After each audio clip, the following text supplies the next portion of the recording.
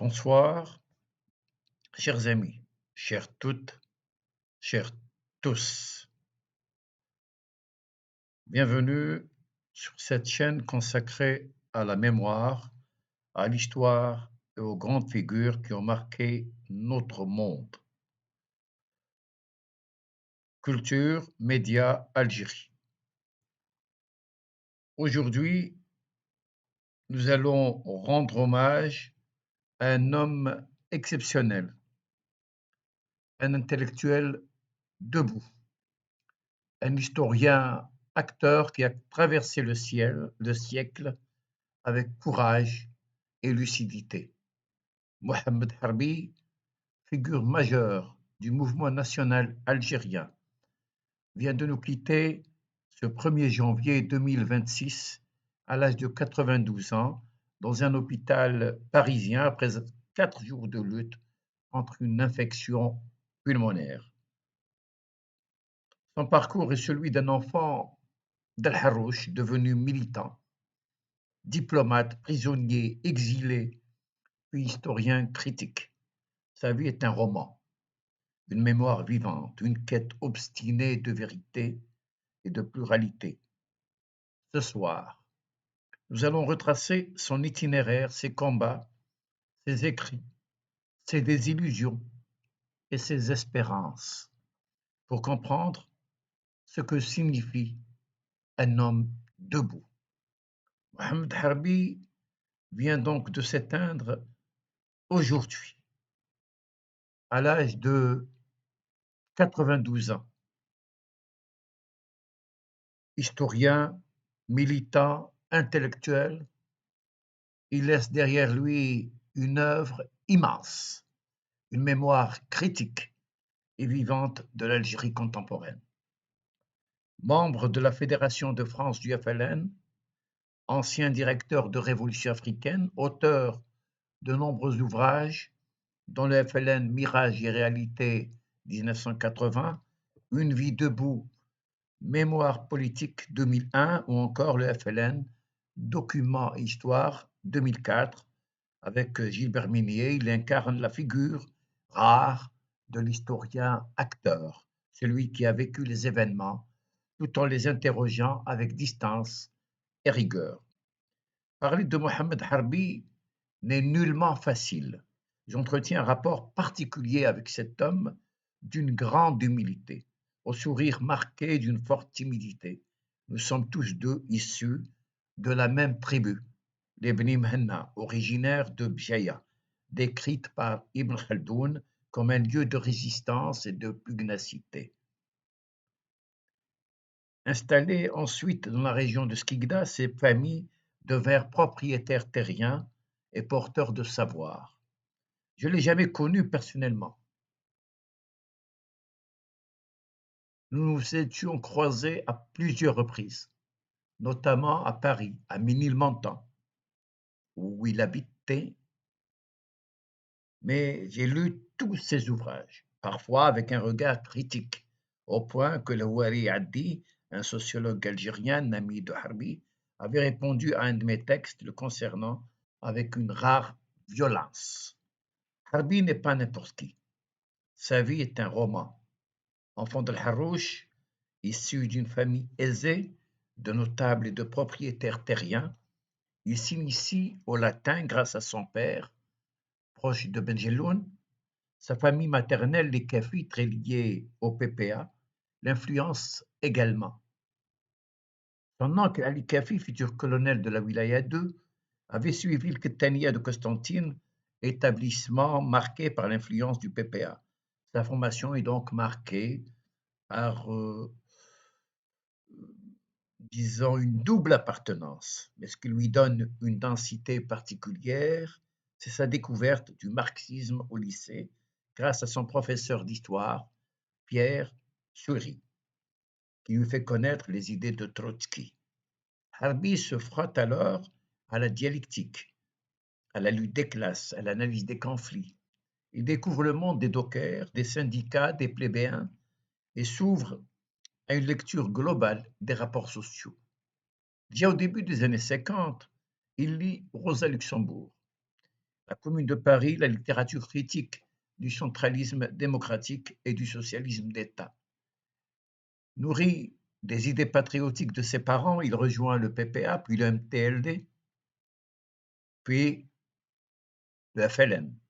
Déçu par la division du MTLD entre messalistes et centralistes, il vit sa première désillusion. Mais il s'engage pleinement dans le mouvement national, fréquentant les dockers et les syndicalistes, soutenant les détenus de l'os. En 1956, il est marqué par le rapport Khrouchtchev au 20e congrès du PCUS, Parti communiste d'Union soviétique, qui ouvre une critique du règne de Staline et par le vote des pouvoirs spéciaux en France. Sa pensée refuse toute vision manichéenne, favorise une lecture dialectique, trotskiste convaincu. Il n'accepte pas certaines idées de Frantz Fanon qui valorisent la paysannerie au détriment du rôle des ouvriers. En France, il occupe plusieurs postes de responsabilité au sein de la Fédération de France du FLN. Son frère Nordin est responsable du FLN de l'Isère, arrêté en 1958. Harbi mobilise les réseaux trotskistes, notamment ceux liés à Michel Raptis. Il collabore avec Karim Belkacem et Saad Dahleb au ministère des Affaires extérieures du GPRA, gouvernement provisoire de la République algérienne. Devient ambassadeur en Guinée en 1960, puis expert en négociations de viande. À l'indépendance, il participe au congrès de Tripoli, observe les dérives autoritaires, rejoint Ben Bella comme conseiller, retrouve Michel Raptis et Mehdi Ben Barka autour de l'autogestion, dirige Révolution africaine, rédige avec d'autres personnes la charte d'Alger en 1964. Mais après le coup d'État du 19 juin 1965, il est arrêté, emprisonné, déporté au sud avant de s'évader en France. À l'université, il enseigne à Paris 8, à Paris 7 et Paris 8, à l'Institut Maghreb Europe. Il devient historien critique, interrogeant les faits sans complaisance, usant de méthodes scientifiques, donnant à lire une histoire vécue mais distanciée. Ses ouvrages aux origines du FLN, 75, le FLN Mirage et Réalité, paru en 1981, bouleverse la scène intellectuelle algérienne. Interdit, mais paradoxalement disponible à la librairie du parti. Il révèle pour la première fois un historien autonome. Harbi n'a jamais été séduit par les postes, même s'il a occupé le poste notamment de directeur de Révolution africaine. Il a souffert pour avoir pensé autrement, mais il a toujours aimé débattre et s'engager. Fondateur de l'ORP après 1965, membre du comité de parrainage du tribunal Russell sur la Palestine, il défend l'idée qu'un régime de liberté est une nécessité historique pour l'Algérie. Dans un entretien au Monde en 2019, il déclare qu'il y a une régression culturelle immense en Algérie. On n'imagine pas l'ampleur du désastre. Ses interventions filmées sur YouTube témoignent de sa passion intacte. Auteur prolifique, il signe des ouvrages individuels, les archives de la révolution algérienne, l'islamisme dans tous ses états, l'Algérie et son destin, collectif aussi, avec des livres collectifs avec Benjamin Stora, Gilbert Minier, Sylvain Pathieu. Son premier tome de mémoire, Une vie debout, 2001, reste en attente d'un second volume, retardé par sa santé fragile. Revenu en Algérie en 1991, après un long exil, il n'a cessé de suivre l'actualité avec passion, intervenant dans des tribunes et des débats. Nous venons de parcourir ensemble la vie et l'œuvre de Mohamed Harbi, un homme debout, un intellectuel qui a su donner à l'histoire algérienne une profondeur critique, une mémoire vivante. Sa disparition est une perte immense, mais son héritage demeure dans ses livres, dans ses combats, dans sa voix, qui continuera de résonner même après sa mort. Merci de votre écoute. Merci d'avoir partagé ce moment de mémoire et de transmission. Si ce récit vous a touché, je vous invite à le diffuser, à le commenter, à prolonger le débat, car la mémoire n'est jamais close. Elle est vivante, elle nous interpelle, elle nous oblige.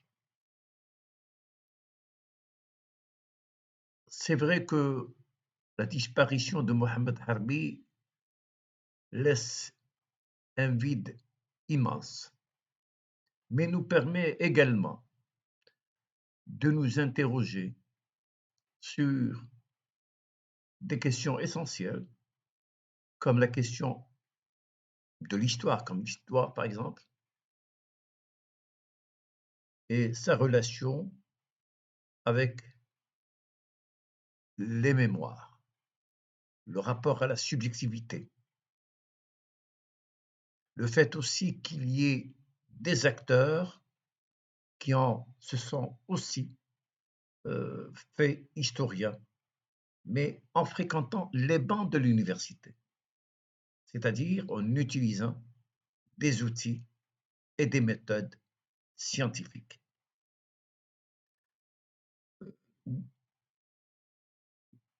Je sais que sa mémoire est ouverte, elle est vivante, elle nous interpelle, elle nous oblige à l'interroger davantage, interroger davantage cet homme qui a énormément écrit, lui-même a interrogé les éléments importants des pans entiers de notre histoire. À très bientôt pour un nouveau rendez-vous de mémoire et d'histoire. Merci, chers amis, de m'avoir écouté et de m'avoir permis de parler de cet homme, Mohamed Harbi, qui a disparu aujourd'hui. Et encore une fois, merci.